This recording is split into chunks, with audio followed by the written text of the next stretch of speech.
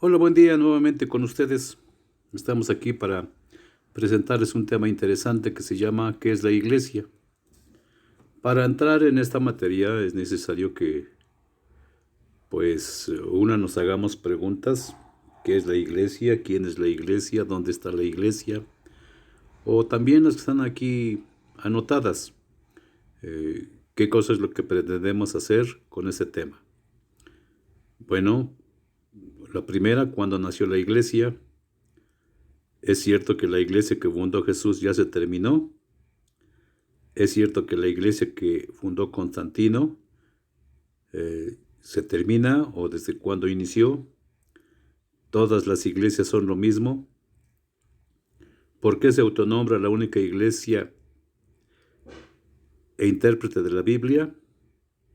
¿Es infalible la iglesia y por qué?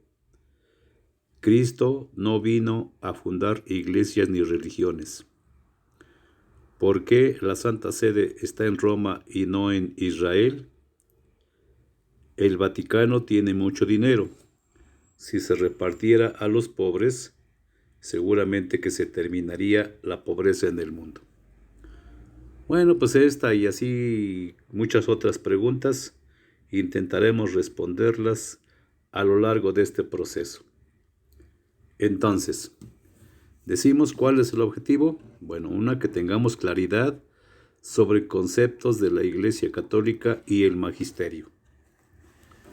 Entonces entremos en la definición de la palabra iglesia. Vemos que viene del griego, de ekanoia, que transliterado se define como eclesía y se refiere a la congregación de los fieles de modo total o particular, utilizada en los salmos para congregar al pueblo de Dios. Entonces, ¿qué dice el Salmo 22? 23 dice, anunciaré tu nombre a mis hermanos, en medio de la iglesia te alabaré. Entonces, vemos entonces que la iglesia sirve para anunciar el nombre de Jesús y para alabar a Dios. Pero bueno, también podemos encontrar y descubrir que la iglesia, como en otros temas ya lo hemos anotado, la iglesia es una reunión o una asamblea o una convocación de todos los bautizados. Pero vámonos en otra línea. Vamos a ver qué cosa es la Iglesia Católica, Apostólica y Romana. Bien, entonces vamos a comprender que esta Iglesia Católica, Apostólica y Romana tiene su sede central en Roma y se denomina sede apostólica. Es decir, se relaciona con la sede del Estado Vaticano, que en latín dirá Stato della Città del Vaticano. ¿Qué cosa significa esto? Es un enclave dentro de la ciudad de Roma en la República Italiana. O sea, un estado dentro de otro estado en la República Italiana. Este Estado Vaticano es un poder temporal. Se denomina sede apostólica al poder espiritual para los católicos. Eso es como se comprende. Es un Estado independiente y reconocido internacionalmente.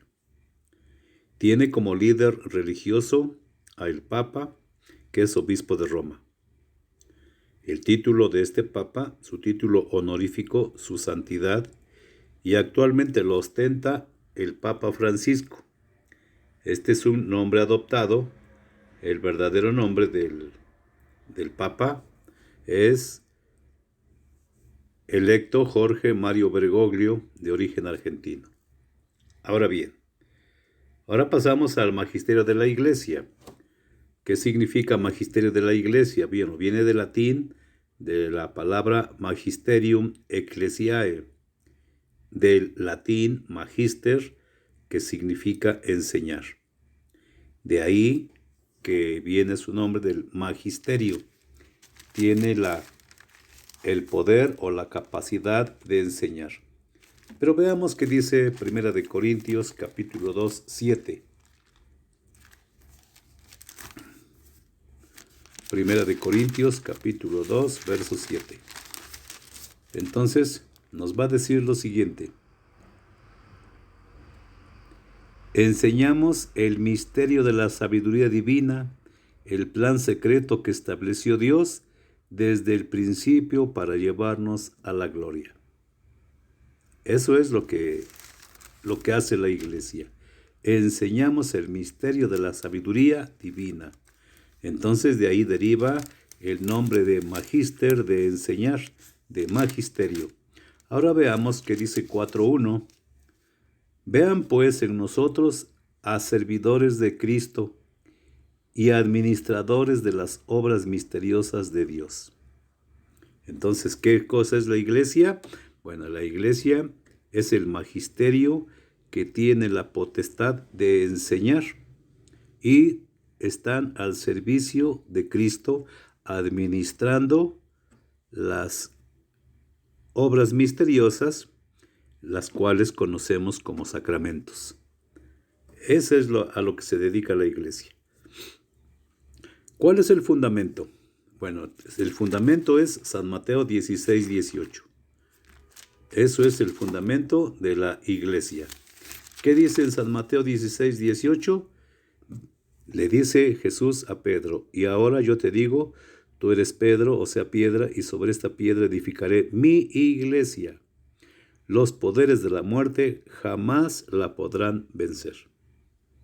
Y bueno, esa promesa la confirma Jesús cuando resucita y entonces le da a Pedro el poder, le da las llaves, aunque vemos que Jesús tenía 12 apóstoles, eligió dentro de ellos a uno y ese fue Pedro para ser el guía, el dirigente, la cabeza del grupo de los apóstoles. Entonces Pedro y los apóstoles recibieron esta misión y la extendieron a sus sucesores, el Papa y los obispos, siempre en comunión con él, apoyados por la guía del Espíritu Santo, para garantizar que no haya errores en la interpretación. Estos tienen la autoridad y la gracia para predicar, interpretar y conservar este depósito. Y se llama magisterio de la iglesia. Magisterio deriva de la misión de la iglesia, ser maestra de los hombres, así nos dice Efesios 3:10. Entonces debemos de tener ir conscientes de cómo funciona y cómo es que se entiende a la iglesia católica, apostólica y romana. En adelante, los poderes y autoridades del mundo de arriba podrán descubrir, mirando a la iglesia, los más diversos aspectos de la sabiduría de Dios. Entonces, ¿qué cosa distinguimos acá? Que entonces la iglesia ha sido creada y la misión, el desarrollo de la iglesia no lo conocen ni los ángeles. Si los ángeles quisieran saber o quieren saber cuál es la finalidad de la iglesia, entonces tendrán que mirar a la iglesia para que puedan descubrir la gran sabiduría de Dios. Así es. Entonces la iglesia es la responsable de proteger al pueblo de Dios, que la fe sea auténtica y no sufra alteraciones, manteniendo siempre la verdad.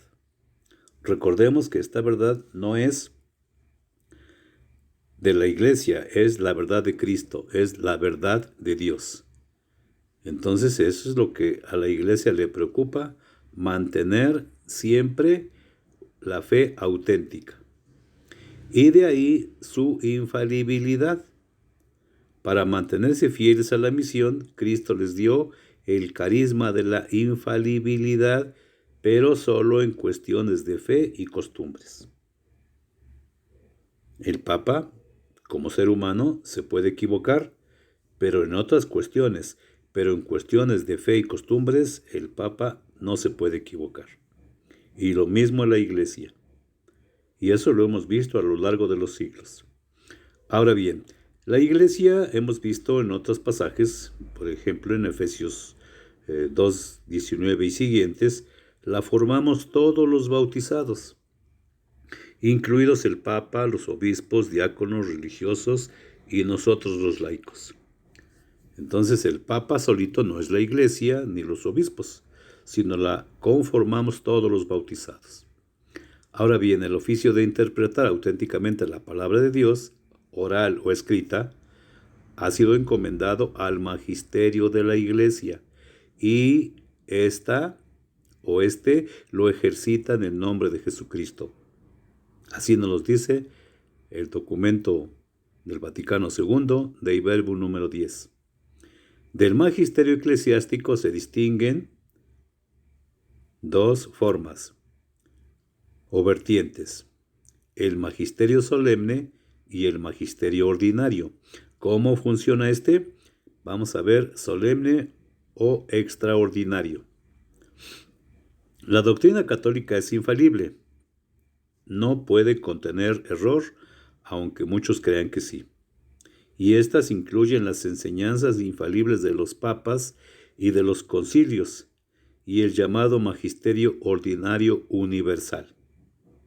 Su contenido es irrevocable y no puede contradecirse ni por el Papa o los concilios, es decir, es fijado para siempre.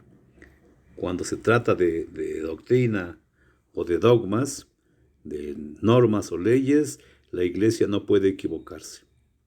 Ordinario, de los concilios regionales o conferencias episcopales, puede que en algunos casos alteren o contradigan su contenido, pero sus acuerdos solo serán para los fieles de la región o continente. Es decir, por el medio ordinario puede que haya conferencias, reuniones, pero no competen a la Iglesia Universal si no solo son locales. Y entonces encontramos a San Lucas en el capítulo 10-16, donde Jesús les advierte a los apóstoles. Les va a decir lo siguiente. Escuchemos con atención. Quien les escucha a ustedes, me escucha a mí. Quien les rechaza a ustedes, me rechaza a mí. Y el que me rechaza a mí, rechaza al que me ha enviado.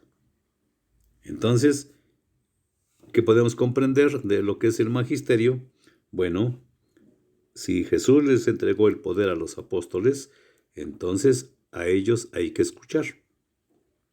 Puede que a algunos no nos parezca esta idea de obedecer, de respeto hacia ellos.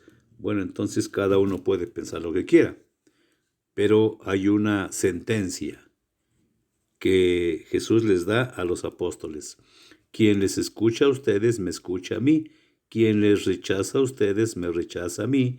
Y el que me rechaza a mí, rechaza al que me envió.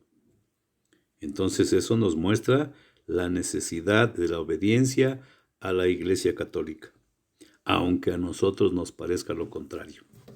Bien, entonces, la obligación del católico es creer y defender activamente todo lo que enseña el magisterio eclesiástico, con plenitud de fe.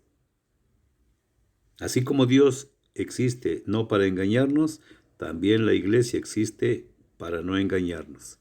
Y entonces todas las enseñanzas que nos da, los dogmas, las normas, debemos de ejercitarlas con plenitud de fe. Debemos de también tener en cuenta que nosotros también contamos con la guía del Espíritu Santo y también somos capaces de discernir si es verdad o es falso. Entonces, aceptemos la verdad con certeza, ya que hay verdades que por nosotros mismos podemos descubrir con certeza. Así nos los va a decir el Catecismo de la Iglesia Católica en el apartado 85 al 87, en el 2032, en su numeral 40 y 49 al 50. Así es. Bien, a continuación hay un breve resumen de la historia de la sede del Vaticano. Ya una vez que más o menos comprendimos de qué se trata la Iglesia, cómo funciona y cuál es la función del magisterio, entremos ahora a esta parte, porque a veces tenemos dudas. Si Jesús predicó en Israel, ¿qué cosa hace la Iglesia en Roma? La Iglesia Católica como institución nace de la elección de Jesús a Pedro y de la misión que realizan los apóstoles y discípulos por la predicación. Si bien la Iglesia no estaba del todo organizada, como actualmente la miramos, se debe a las encarnizadas persecuciones que se dieron, primero por los judíos y fariseos, después por emperadores del Imperio Romano. ¿Por qué se dieron esas persecuciones? Algunas por motivo político y no espirituales. Constantino sería el próximo emperador romano y debía de ganar la batalla con otro contrincante llamado Magencio en octubre del 312. Con intención de unificar el imperio, en 312 gana la batalla Constantino y decreta la libertad religiosa para los cristianos perseguidos desde su inicio. Reúne a los principales jerarcas para convocar al concilio de Nicea en el norte de África en el año 325. O sea que Constantino va a colaborar ahora con la Iglesia. Él no es católico, pero es convencido de que avale a la Iglesia Católica y entonces lo hace, y bueno, ahora va a estar como que de su lado. En el concilio, Constantino, que pasa a la Iglesia de perseguida a protegida por el imperio, un imperio ya en decadencia, así como se oficializa la religión católica. Entonces, Constantino en la vida de la Iglesia va a ser un personaje, sí no clave, pero sí importante, porque gracias a él, a sus principios, con la finalidad de unificar el imperio, entonces da la libertad a través de un decreto en el 313, donde otorga libertad y protección a la Iglesia Católica. Bien, pero ¿cuándo fue eso? Dijimos en el 312, 13, pero la Iglesia ya tenía 300 años de vida. O sea que entonces solo fue un eslabón más al servicio de la Iglesia. Entonces, una vez que la Iglesia ya ahora está protegida por Constantino, este Constantino cede terreno a la Iglesia y ayuda para que se construya la primera basílica o primer gran centro cultural y sede del catolicismo apostólico, erigiéndose así el primer gran centro de gobierno espiritual, que antes se encontraba en Antioquía. Según historiadores, ahí se encontraba la sede de Pedro, en Antioquía. Ahora bien, el 18 de abril, una vez construida la basílica, el 18 de abril de 1505, o sea, 1000 años después, 1200 años después, se destruye esta, o sea, la anterior, y nace la nueva y actual Basílica de San Pedro. Y se terminan los trabajos el 18 de abril de 1606, es decir, duró específicamente y exactamente 100 años, un siglo. Ahora, ¿cuándo se llamó Estado Vaticano? Fue con el Papa Melquiades. ¿Por qué Vaticano? Porque el terreno que ellos les había cedido a Constantino se llamaba lugar de vaticinios. Y entonces por eso le pusieron el Vaticano. En 1929, representantes papales se reúnen con Benito Mussolini donde se firma el Tratado de Letrán, surgiendo así el Estado Vaticano. Separándose de Italia y Roma y convirtiéndose así en Estado independiente. Es decir, aunque está dentro de un Estado, pero es independiente. ¿Cómo se realizó esta acción? Benito Mussolini compra tierra a la Iglesia para beneficiar a Italia y hacerla su propiedad, pues la gente quería depender de Italia y no del Estado Vaticano. En 1942, el dinero recibido lo emplea para crear un banco y crean una serie de negocios fruto del dinero activo que han recibido. De ahí los bienes que dicen que tiene la Iglesia. Bien, ahora, ¿cuál es la relación del Vaticano con el mundo? Bueno, tiene nuncios o embajadores en todo el mundo a nivel Santa Sede, es decir, es un gobierno más, y cuenta con 1 millón de católicos nominales laicos. Tiene presencia en la ONU como observador y no vota, no porque se lo impidan, sino porque no desea hacerlo. La elección de un papa se realiza por convocación y el papa tiene la facultad de elegir a cardenales. Pues esperamos que esta pequeña información sirva, te ayude para comprender a grandes rasgos qué cosa es la Iglesia, cómo funciona, cómo se desenvuelve, cuál es su misión y bueno, el por qué está en Roma. Esperemos que esto te sirva, que te haya gustado y no olvides suscribirte, enviar tus comentarios y también es importante que lo compartas con otros. ¿Tienes amigos, conocidos, familiares? Te rogamos que compartas este video para que esta enseñanza no se quede guardada ni escondida. Pues gracias, que pasen buen día y hasta la próxima.